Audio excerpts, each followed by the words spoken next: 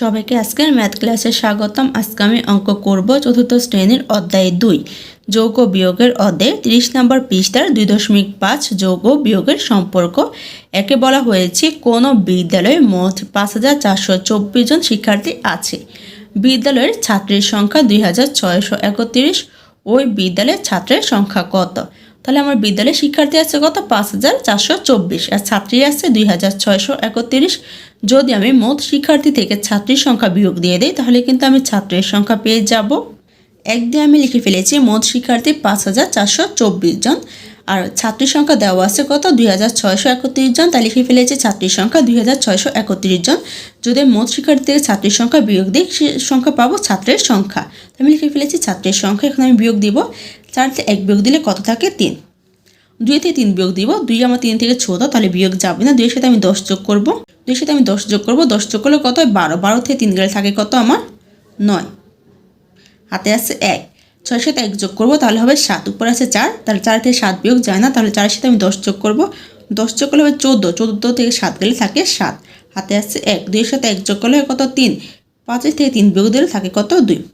তাহলে কত? 2793 জন। তাহলে ছাত্র সংখ্যা কত? 2793 জন। একের উত্তর বের করা শেষ। বইও আমাকে উত্তর বের করে দেখিয়ে দেওয়া হয়েছে। প্রথমে আমাদেরকে বলা হয়েছে আমাদেরকে সর্বমোট শিক্ষার্থীর একটি অংশ নির্ণয় করতে হবে, সুতরাং প্রক্রিয়াতে হবে খালি ঘর। গাণিতিক বাক্য 5424 বিয়োগ 2601 সমান হচ্ছে খালি ঘর। এখানে দেখো বিয়োগ করা হয়েছে। এটা হচ্ছে কি আমার বিয়োজন, এটা হচ্ছে বিয়োজিত, এটা হচ্ছে বিয়োগফল। তাহলে এখানে বিয়োগ করা হয়েছে। বিয়োগ করলে কত হয় আমার? 2793 জন। আমরা তৃতীয় শ্রেণীতে পড়েছি বিয়োজন, বিয়োজ্য ও বিয়োগফলের মধ্যে একটি নির্দিষ্ট সম্পর্ক রয়েছে। এখানে দেখো বিয়োগফল যোগ হচ্ছে বিয়োজ্য সমান হচ্ছে কি বিয়োজন। আবার আমরা যদি বিয়োজনকে উপর নিই আর বিয়োগফল এখানে কি আমার উপর থেকে নিচে আসবে। বিয়োজন আমার নিচে থেকে উপরে যাবে, বিয়োগফল আমার উপর থেকে নিচে আসবে। তাহলে কি হবে? আমার বিয়োজন বিয়োগ হচ্ছে বিয়োজ্য সমান হচ্ছে কি আমার বিয়োগফল। তাহলে এখানে আমি বিয়োজন থেকে বিয়োজ্য বিয়োগ দিলে বিয়োগফল পাবো।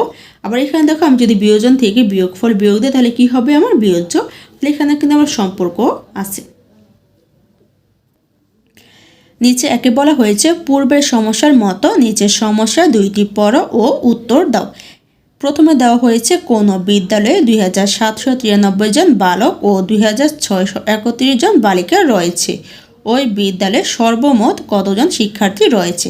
তাহলে আমাকে দেওয়া আছে বালক 2793 জন, বালিকা 2631 জন। আমাকে বের করতে বলা হয়েছে সর্বমোট। সর্বমোট বলতে বোঝায় যোগ। তাহলে আমি বালক আর বালিকার সংখ্যা যোগ করে দিলে কতজন শিক্ষার্থী আছে তা বের হয়ে যাবে। আমি লিখে ফেলেছি বালক আছে 2793 জন, বালিকা আছে 2631 জন। বের করব কি আমি? সর্বমোট। তাই লিখে ফেলেছি সর্বমোট। সর্বমোট বলতে যোগ বোঝায়, তাই এখানে যোগ চিহ্ন দিয়েছি। এখন আমি যোগ করে দিব। 3 এর সাথে 1 যোগ দিলে হয় কত? 4। 9 এর সাথে 3 যোগ দিলে কত হয়? 12। 12 দিয়ে হাতে কত আছে? 1। 6 এর সাথে 1 যোগ দিলে হয় 7। তাহলে 7 এর সাথে 7 যোগ দিলে কত? 14। 14 4 হাতে আছে 1। 2 এর সাথে 1 যোগ দিলে হয় 3। 3 এর সাথে 2 যোগ দিলে কত হয়? 5। এখানে হবে কত? জন। তাহলে সর্বমোট 5424 জন। প্রথম অংশের উত্তর বের করা শেষ। তারপরে বলা হয়েছে কোন বিদ্যালয়ে 5324 জন শিক্ষার্থী রয়েছে, যার মধ্যে 2793 জন বালক। ওই বিদ্যালয়ে কতজন বালিকা রয়েছে?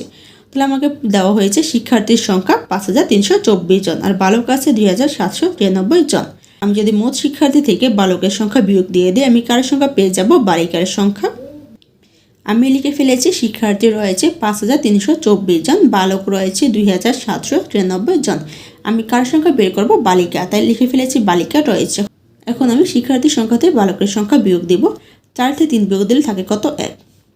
2 থেকে 9 বিয়োগ যায় না, কারণ 2 হচ্ছে ছোট, তাহলে 10 যোগ করব।